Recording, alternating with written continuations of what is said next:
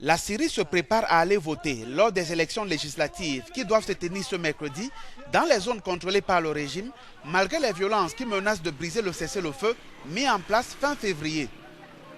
Le scrutin aura tout de même lieu dans la deuxième ville du pays, mais aussi à Deir ez-Zor, contrôlé en majorité par le groupe EI. Le front Al-Nosra, allié à des rebelles, mène des offensives à Hama, Latakia et Alep, où les combats s'intensifient et où les forces loyalistes pourraient mener de nouvelles opérations.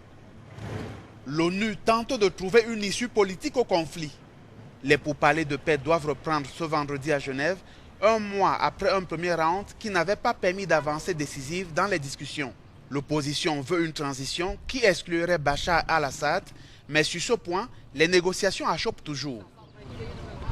Qui doit décider? Comment quelqu'un peut depuis son hôtel 5 étoiles venir et prendre le pouvoir? S'ils n'ont pas pu le faire par la force, pensent-ils pouvoir y arriver maintenant et nous balader? Même si la moitié de la population a dû fuir le conflit, des bureaux de vote seront installés dans de nombreuses provinces pour les déplacer.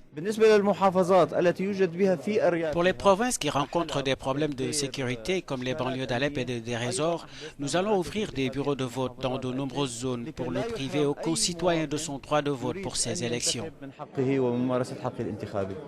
Ce dimanche, le Programme alimentaire mondial a réussi à larguer des vivres pour la première fois au-dessus de la ville assiégée Deir ez-Zor, dont la population reste prise au piège des combats entre l'armée et les djihadistes.